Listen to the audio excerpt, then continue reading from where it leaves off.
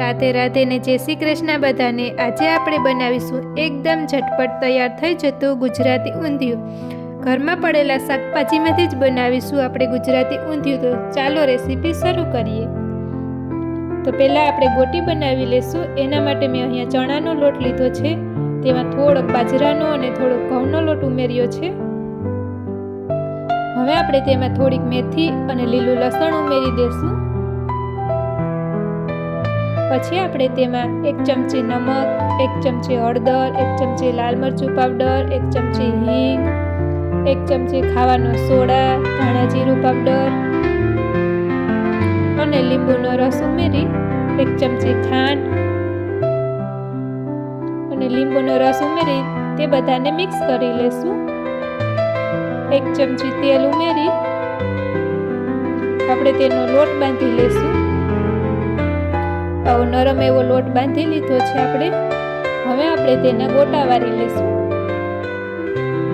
બધી ગોટી વરી ગઈ છે। હવે આપણું તેલ પણ ગરમ થઈ ગયું છે, તો આપણે તેમાં તે ગોટીને તળી લેશું।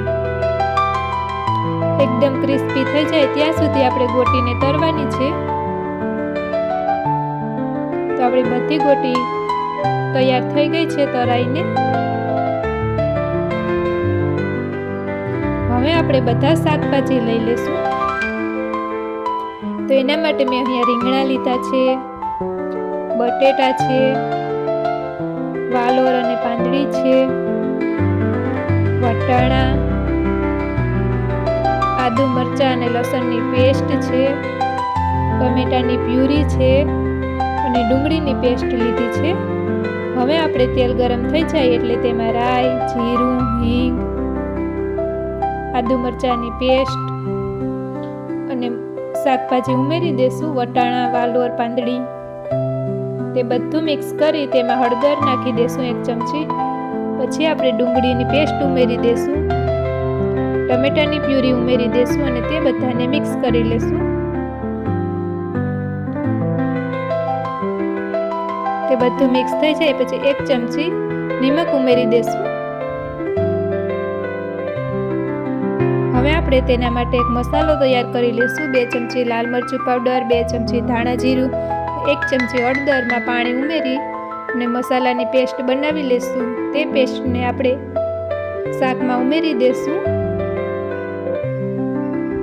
હવે આપણે તેલ છૂટું પડે ત્યાં સુધી તેને પાકવા દેશું।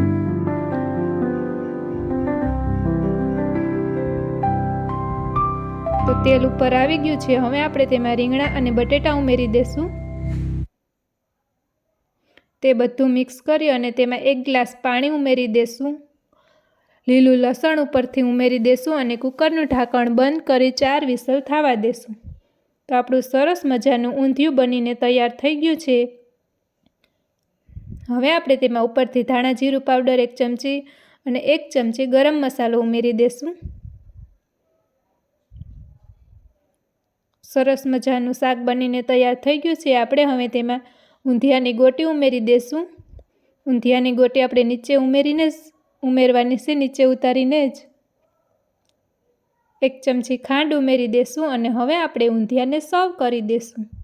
તો આપણું સરસ મજાનું ટેસ્ટી ગુજરાતી ઊંધિયું તૈયાર થઈ ગયું છે। તો આપણી ચેનલને લાઇક, શેર એન્ડ સબસ્ક્રાઈબ કરો।